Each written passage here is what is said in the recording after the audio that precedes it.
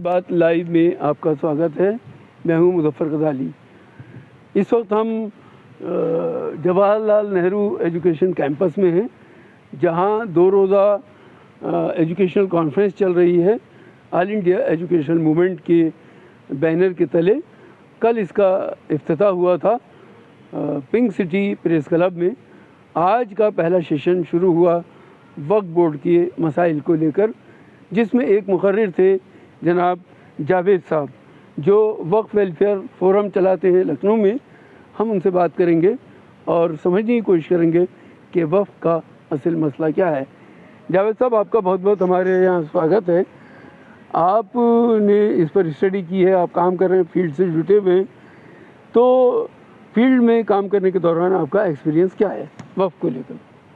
बहुत बहुत शुक्रिया, आपने समझने का मौका दिया। और इस ख़ास मौजू पे एक लंबी बहस की ज़रूरत थी और लोगों तक पहुंचने के लिए एक प्लेटफॉर्म क्रिएट करने की सख्त ज़रूरत थी, जिस पे हमारे लोगों ने, जो हमारे मिल्लत के जो इंटेलेक्चुअल हैं, दीनी इदारे और दुनियावी फील्ड से जो लोग हैं, ख़ास तौर से जो मीडिया से हैं या जुडिशरी या ब्यूरोक्रेसी से जो ताल्लुक़ रखते हैं। लेकिन ये वक्फ एक ऐसी सिमत है, एक ऐसी एंटिटी है जिसका हमारा दीन और दुनिया से दोनों से ताल्लुक़ है। अल्लाह ताला ने कुरान में इसका ज़िक्र किया। अल्लाह के रसूल सल्लल्लाहु अलैहि वसल्लम ने इसको बारे में बताया कि वक्फ की अहमियत क्या है, वक्फ क्यों है, और हमारे सहाबियों ने भी इस पे अमल किया और हम तक वो चीज़ मुंतकिल हुई। हमारी ड्यूटी क्या है? जब हमारे पास मुस्लिम स्टेट हुआ करती थी, सल्तनत हुआ करती थी, तो उसमें काजी होता था, उसमें एक सिस्टम बना हुआ था और उसका सल्तनत का जो हुक्मरान होता था वो इसकी देख रेख करता था। दूसरा दौर ब्रिटिश का शुरू हुआ। ब्रिटिशर ने भी इसमें कानून बनाया, 1937 में बनाया, 1932 में बनाया। फिर उसके बाद आज़ादी के बाद इसमें डिफरेंट स्टेज पर कानून बने, 1954 में बने, 1985, 1995 और इसका अमेंडमेंट में 2013 में। लेकिन इसमें एक रुकन था कि बेदार करना था कि कानून क्या है। किसी भी कानून का बना देना ही काफ़ी नहीं होता है, बेदारी करना था। बेदारी के लिए सरकारों को ये पूरा मौका मिला, मिल्लत के रहबरों को मौका मिला, लेकिन वो काम अंजाम न होने से हमारी प्रॉपर्टी खुर्द और बुर्द होती रही, जिसका आप इसको अगर दीन के निस्बत से देखें तो ये भी गुनाह अजीम है। वो कौन मुस्तहक है उस वक़्फ़ का? वाकिफ़ की मंशा क्या थी? अगर कोई अलल खैर है तो डेफिनेटली अल्लाह के नाम से वो वक्फ़ है, तो उसका ये भी डिफ़ाइन किया गया है कि उसका मुस्तहक कौन है। तो उस तरह आप जावेद साहब काम कर रहे हैं उत्तर प्रदेश में। उत्तर प्रदेश में कितनी वक्फ की जायदादें हैं? रिकॉर्डेड जो है अभी वामसी जो कर रही है उसके मुताबिक 1,90,000 के मुताबिक है, लेकिन जो वक्फ बोर्ड में दर्ज है तकरीबन 1,30,000 और 8,000 या 9,000 के आसपास जो है शिया वक्फ बोर्ड की है। ये तमाम जो हैं 1,50,000 और इमूवेबल, इसमें दोनों तरह की संपत्ति हैं और इसमें कमर्शियल भी हैं, इसमें एग्रीकल्चर लैंड हैं, इसके साथ साथ इसमें रेजिडेंशियल हैं। सारी तमाम तरह की अगर इनको देखा जाए तो ये एंटिटी हैं, अलल औलाद, अलल खैर, और इसकी रख रखाव वक्फ बोर्ड करती है। किस तरह वक्फ बोर्ड की इन आरादियों से कौम को फ़ायदा हो सकता है, ख़ास तौर से मुसलमानों को? मुसलमान के लिए एक ऐसा बेहतरीन असेट है इसी हिंदुस्तान में, जो हमारे आपदादाओं ने, जो हमारे पुरखों ने जो हमें इसको ट्रांसफ़र किया है, इसको अगर सही इस्तेमाल हो, अगर मुतवल्ली का सिलेक्शन सही हो और उसको वाकिफ़ के मनसे से मुताबिक उसको मैनेज किया जाए, तो ये यकीन है, ख़ास तौर से उत्तर प्रदेश में अगर हम देखें कि हिंदुस्तान का एक ऐसा वक्फ बोर्ड जो 30 साल पहले वो ज़रूरतमंदों को पेंशन देता था, ख़ास तौर से विधवाओं को, यतीमों को।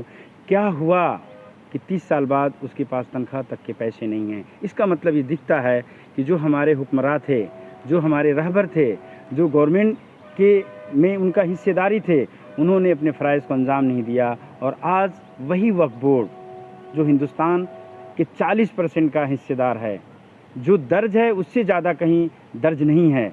और मिसमैनेजमेंट का आज नतीजा ये है कि खुली छूट है, पूरी तरह से खुली छूट है और उसमें खुर्द बुर्द हो रही है, जिससे उसे इकोनॉमिकल नुकसान है। आप ये क्या समझते हैं कि जब वक्फ का एक्ट बन गया तो मुसलमानों के जहन में कहीं ना कहीं ये बात आई कि तो सरकार कर लेगी और मुसलमान उससे कहीं ना कहीं दस्तबरदार हो गए? जिसकी वजह से उन्होंने उस पर वॉच नहीं रखा, और वॉच न रखने के नतीजे में जो भी उसके ज़िम्मेदार बनाए गए उन्होंने उसको अपने तरीके से इस्तेमाल करने की कोशिश की।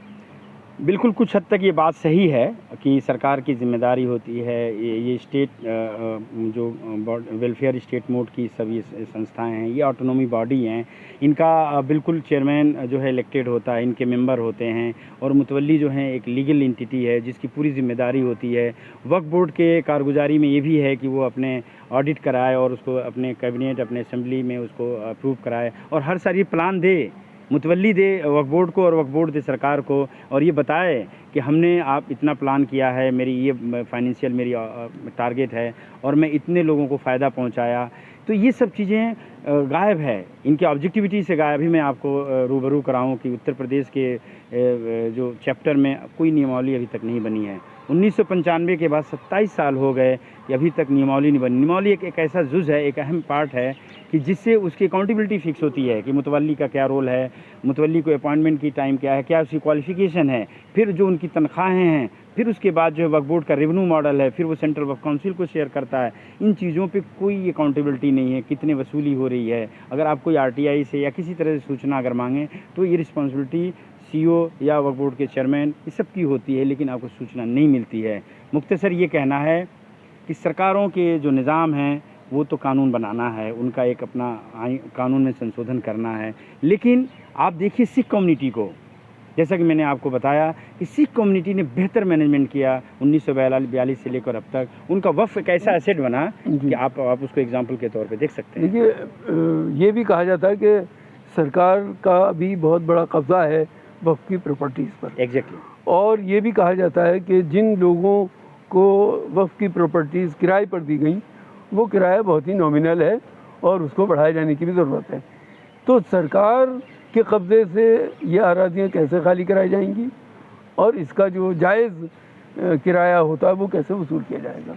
ये जो अमेंडमेंट एक्ट 2013 में जो यूपीए गवर्नमेंट ने लाई, ये काफ़ी पावरफुल है, और उसमें उसने जो है जो लीज़ है या जो रेंटल एग्रीमेंट है वो साफ़ तौर से बताया कि आप जो मुतवल्ली है, जो कमेटियां हैं, वो अपना एक नोटिस दें एक ड्यूरेशन में। फॉर एग्जांपल 30 डेज़ की नोटिस है, अगर वो ड्यू टाइम में अगर वो आपकी किराए को नहीं बढ़ाता है तो आप उसको नोटिस दे के आप खाली करने की बात कर सकते हैं। मुख्तसर ये है कि उसने ये भी कहा कि आप सर्किलेट यानी बाज़ार रेट से लें।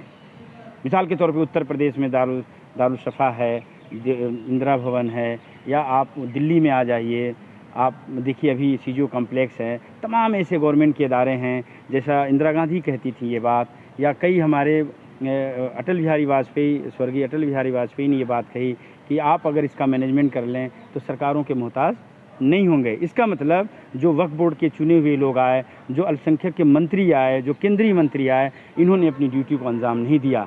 और आज जो हमें लीगल पावर देता है, जो एग्जीक्यूटिव पावर देता है 2013, वो छोटी कब्रिस्तान से लेके दरगाहों की ज़मीन, या आप जो सरकार ने कब्ज़ा लिया है या वो किराए के तौर पे लिया है, जो लखनऊ दिल्ली में हम रोज़ सुनते हैं, जो आप देखते हैं गज़ाली भाई, आप इस सीजीओ कम्प्लेक्स में सीआरपीएफ ने, बीएसएफ ने किया, ये मुआहदा रेंटल है और ये गवर्नमेंट टू गवर्नमेंट का है मामला।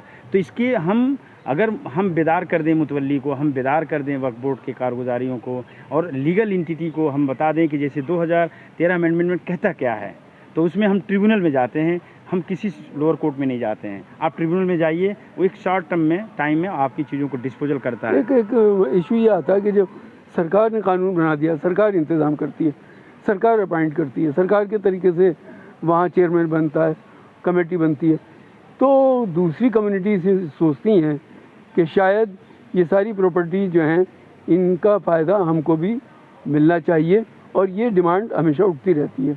तो क्यों इस डिमांड का खंडन सरकार की तरफ से नहीं होता, और क्या ये डिमांड जो गैर मुस्लिम उठाते हैं वो जायज़ है? देखिए, डिमांड और सप्लाई की बात है, जैसा कि आंकड़े बताते हैं, और आंकड़े पर ही हम बात करते हैं कि जैसे कहती है कि सेना के पास लैंड बहुत है, रिसोर्स है, संपदा है, इसी तरह रेल के पास है, इसी तरह वक्फ एक ऐसा अमला का डिपार्टमेंट है कि उसके पास भी लैंड है। गवर्नमेंट को चाहिए लैंड फॉर द डेवलपमेंट, मिल्लत को भी चाहिए, कम्युनिटी को भी चाहिए। जो लोग डिमांड कर रहे हैं उनको नहीं मालूम ही क्या चीज़ है, हमें उनको बताना था कैसे? कार्यशालाओं से, प्रोग्राम से, स्कीम से। ये हम सरकार क्यों नहीं इसका खंडन करती कि ये गैर मुस्लिमों के लिए नहीं है? सरकार ये खंडन इसलिए नहीं करती है कि वो अपना इंटरेस्ट देखती है, वो उसका पॉलिटिकल एजेंडा है। वो हमारे मामले में आपके जो निजी मामले बता के वो अपने पल्ले झाड़ती हैं। मैं सिर्फ आपको रिपीट कर रहा हूँ कि ये स्टेक होल्डर जैसे मुक्तदी होता है मस्जिद का, या हम एक मोमिन की दीन से ताल्लुक़ जो है वो नमाज के लिए एक मस्जिद चाहिए, इबादतगाह चाहिए, और मरने के बाद एक कब्रिस्तान चाहिए। यानी दोनों का डेस्टिनेशन आपको वक्त में तय है, इसलिए वो अहमियत की हामिल है। उसके सेफ्टी सिक्योरिटी का काम वक्फ बोर्ड का है। वक्फ बोर्ड जो यूनियन काउंसिल के एक्ट से गवर्न होता है। ये ऑटोनॉमी है, जैसे मैं फिर दोबारा लेके जा रहा हूँ कि सिखों ने इसको ऑटोनॉमी लिया, चुनाव न सब वही करते हैं। मेरा सवाल ये है कि जब सरकार के तरीके से सब काम होता है तो दूसरी कम्युनिटी के लोग ये सोचते हैं कि इसका फ़ायदा उनके गरीबों को भी मिलना चाहिए, तो क्यों नहीं मिलना चाहिए उनके गरीबों को? यही तो सवाल है। तो बिल्कुल, जब हमारे पास, हमारे घर में, हमारे आसपास में भी उसकी ज़रूरतें उससे नहीं पूरी हो रही हैं, तो ये तो तभी हो सकता है कि जब आपके घर में सफिशिएंट इनफ रिसोर्स हो जिसका आप यूटिलाइज़ करें और लोगों को कर सकें। डेफिनेटली वो भी हमारे हिस्से हैं, वो भी मेरे समाज के हिस्से हैं, वो भी हमारे देश के नागरिक हैं। तो जब हम किसी को देंगे तो हम पहले पड़ोसी को देंगे। तो मेरा घर, जैसे मेरा वक्फ, इतना बेहतर सिस्टम, निज़ाम बेहतर हो जाए, रेवेन्यू मॉडल अच्छा हो जाए, जिसका हम लोग उल्लेख और जिक्र कर रहे हैं बार बार। तो आपका सवाल का जवाब मुख्तसर यही है कि हम उसको पहले transparent, viable model, revenue model बनाएं।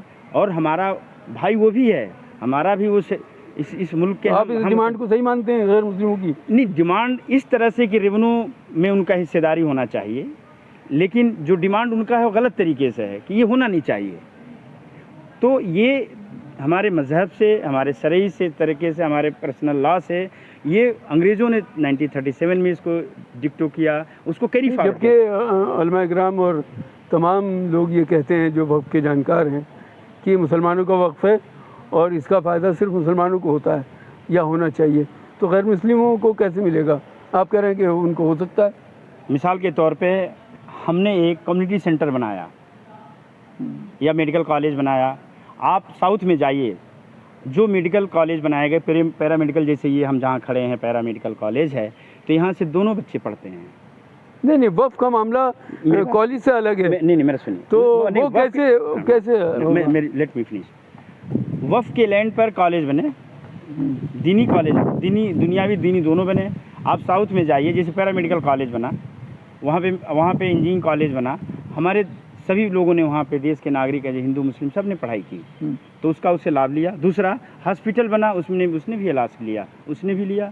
वहाँ पे जो कम्युनिटी सर्व, जिसे लाइब्रेरी। मेरा सवाल यह है कि जब आप अपनी मुस्लिम बेवाओं को पेंशन देते हो, मुस्लिम गरीबों को आप पेंशन देते हो, तो हिंदू गरीबों, हिंदू बेवाओं का भी मुतालबा है कि उनको भी वक्फ बोर्ड से मिले, तो उनको क्यों नहीं मिलना चाहिए? मैं ये पूछना चाहता हूँ। नहीं, अभी तो इस पोजीशन में कोई वक्फ बोर्ड नहीं है, लेकिन इसका जवाब ये है कि पहले आप उस मॉडल को रेवेन्यू मॉडल बनाएं।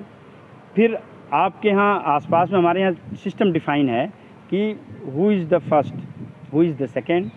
तो आपके सवाल का जवाब इसी में है कि जब आपके पास, आपके जेब में, आपके संस्था के पास अगर इतनी हो संपदा, इतनी संस्था हो, तो डेफिनेटली ये खिदमत खल्क़ का है और ये इंसानियत के लिए है। और अल्लाह ताला ने और अल्लाह के रसूल ने पूरे कायनात, पूरी दुनिया, पूरी इंसानियत की बात करती है हमारा मज़हब। हमारे साथ बात करने के लिए आपका बहुत बहुत शुक्रिया। Thank you.